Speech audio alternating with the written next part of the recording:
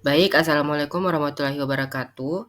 Sebelumnya perkenalkan nama saya Afan dengan NIM F1G1230002 yang akan mempresentasikan tugas yang yaitu yang pertama untuk menentukan jenis database yang diinginkan dan apa yang menjadi acuan dalam pemilihan database tersebut. Baik, langsung saja. Jadi untuk soal nomor satu, untuk menentukan jenis database yang kita inginkan, terdapat kriteria, yaitu yang pertama ada skalabilitas, yang dimana jika aplikasi akan tumbuh dan membutuhkan lebih banyak ruang penyimpanan data, database yang dapat diskalakan dengan baik, seperti NoSQL untuk data yang tidak terstruktur, lebih tepat. Yang kedua ada struktur data. Jika data yang akan disimpan terstruktur dengan baik, misalnya tabel dengan kolom tetap, maka database relasional seperti MySQL atau PostgreSQL bisa jadi pilihan.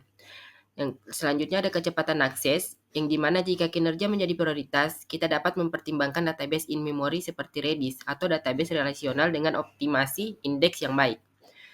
Selanjutnya ada konsistensi versus ketersediaan.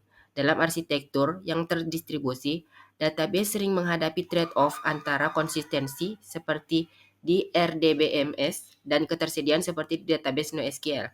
Selanjutnya ada biaya dan pemeliharaan, yang dimana beberapa database memang memerlukan biaya lebih untuk pemeliharaan, lisensi, atau server. Sementara yang lain bisa lebih ekonomis seperti menggunakan database open source. Selanjutnya yang kedua itu bandingkan pengelolaan data secara manual dan database. Nah, jadi untuk perbandingan pengelolaan data secara manual versus menggunakan database, di sini terdapat tabel yang terbagi menjadi tiga, yaitu ada aspek pengelolaan data manual dan menggunakan database. Yang dimana itu pertama dari kecepatan. Prosesnya lambat terutama untuk data besar dan menggunakan database sangat cepat karena operasi otomatis dan terstruktur. Selanjutnya ada ketetapan konsistensi, retenan terhadap kesalahan manusia, yang dimana database-nya itu lebih konsisten dan adanya sistem verifikasi dan integritas. Yang ketiga ada penyimpanan dan kapasitas. Pengolahan data dan pengelolaan data manualnya, kapasitasnya itu terbatas, tergantung pada manusia dan perangkat sederhana, yang dimana database-nya dapat menyimpan data dalam jumlah besar tanpa masalah. Selanjutnya ada aksesibilitas, akses sulit dan memakan waktu, yang dimana database-nya aksesnya cepat, mudah, dan bisa dilakukan dari berbagai lokasi. Selanjutnya yang terakhir ada skalabilitas, yang dimana sulit untuk menangani pertumbuhan data dan menggunakan database-nya itu mudah untuk diubah atau diperbesar skalanya.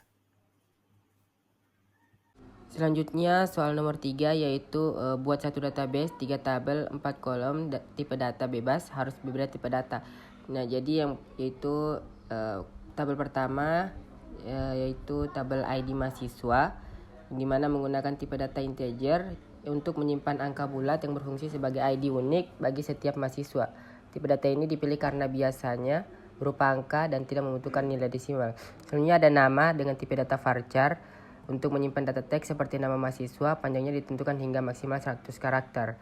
Ini ada tanggal lahir dan tipe data date yang dipilih karena tanggal lahir memerlukan format tanggal yang tepat, sehingga mudah untuk melakukan perhitungan atau manipulasi seperti menghitung umur.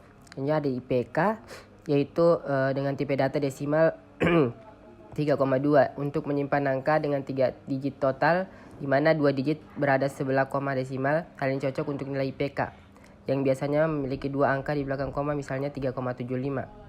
Untuk tabel kedua, selanjutnya untuk tabel kedua yaitu tabel dosen, sama seperti kita menggunakan tipe data integer yang digunakan untuk menyimpan identifikasi unik berupa angka bagi setiap dosen. Ya, ada tipe nama dengan tipe data varchar yang digunakan untuk menyimpan teks. Dalam hal ini nama dosen panjang maksimal dengan 100 karakter. Dan ada gaji dengan tipe data desimal 10,2 yaitu untuk menyimpan data yang melibatkan desimal. Pengaturan ini memungkinkan hingga 10 digit angka dengan 2 angka desimal. Jadi ada tanggal bergabung dengan tipe data time, dipilih untuk mencatat tanggal dan waktu ketika dosen bergabung. Selanjutnya ada mata kuliah dengan tipe data integer digunakan untuk menyimpan ID unik mata kuliah, nama mata kuliah, dan menggunakan tipe data varchar. menyimpan nama mata kuliah panjang maksimal 100 karakter. Dan selanjutnya tipe SKS dengan menggunakan tipe data integer, hingga dosen menggunakan tipe data varchar, yang mana pemilihan tipe data dalam kedua tabel tersebut dilakukan agar sesuai